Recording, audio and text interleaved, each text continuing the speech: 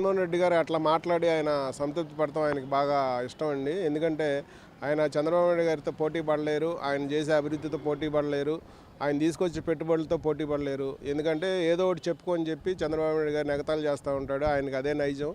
దాదాపు 15 సంవత్సరాల నుంచి చంద్రబాబు నాయుడు గారితో ఆయన రాజకీయం చేస్తున్నాడు.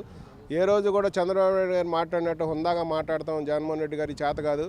ఎంతసేపు ఆయన నోరు తెరిస్తే అబద్ధాలు మాట్లాడతాము, లేకపోతే ఎవరో బూతులు మాట్లాడతాము, మరి లేదంటేనే ఆయన్ని ఏదో ఒకటి చేయాలంటాడు. తుపాకు పెట్టి కాల్చాలని ఒకసారి అన్నాడు, ఒకసారి ఏమో చీపులతో కొట్టాలన్నాడు, ఒకసారి ఏమో బంగాళాఖాతంలో తోసేయాలని అన్నాడు.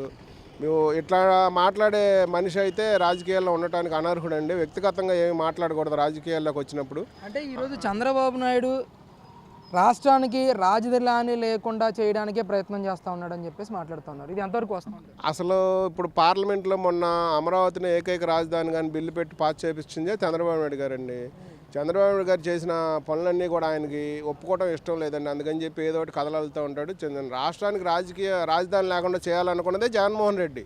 అది చేయాలని అనుకున్నాడు కాబట్టి 2019 నుంచి 2024 వరకు రాష్ట్రానికి రాజధానిలో మరి అంతకుముందున్న గవర్నమెంట్ చేసిన పనులన్నీ కంటిన్యూ చేయకుండా అంతకుముందు అమరావతిని రాజధానిని ఒప్పుకున్న రాష్ట్రానికి ముఖ్యమంత్రి అయిన వ్యక్తి అమరావతిని నాశనం చేయడానికి కంకణం కట్టుకొని 3 రాజధానులు అని చెప్పింది ఆయన.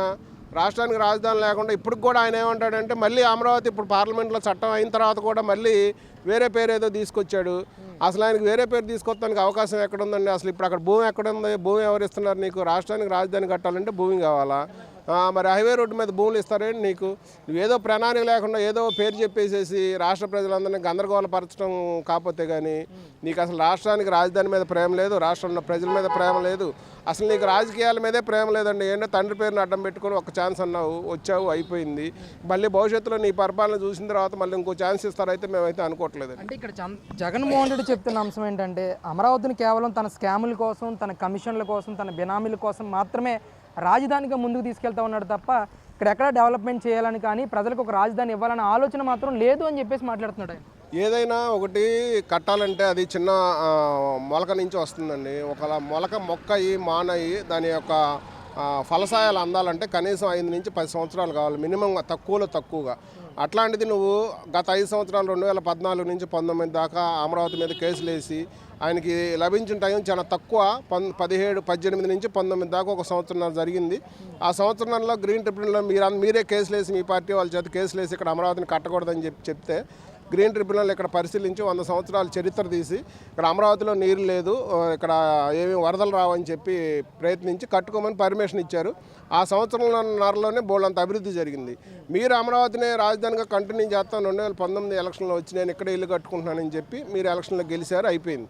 మీరు కనుక అలాగే కంటిన్యూ చేసినట్టయితే ఆ టెండర్ల కంపెనీ వాళ్ళకి అట్లాగే జరిగిపోతూ ఉంటే పనులన్నీ బ్రహ్మాండంగా జరిగిపోయి వాటికి రాజధాని కనపడేది.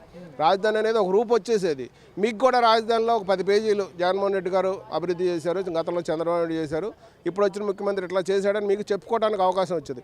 మీరు అట్లాంటి ఇచ్చిన అవకాశాన్ని, ప్రజలు ఇచ్చిన అవకాశాన్ని కాలదనుకొని మరి అందరూ కావాలని ఆయన ఎన్నుకొని ముఖ్యమంత్రిని చేస్తే ఆయనకి కనీసం ప్రతిపక్షానం కూడా ఇవ్వకపోయేటప్పటికి ఆయనకి ఫ్రస్ట్రేషన్ ఆగట్లేదండి.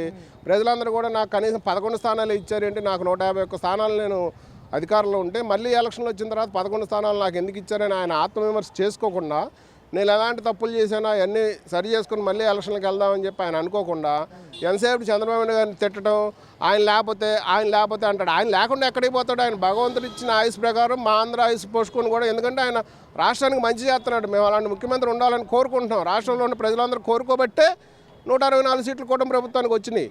వాళ్ళు అమరావతిని కట్టమని ఆయనకు అధికారం ఇచ్చారు.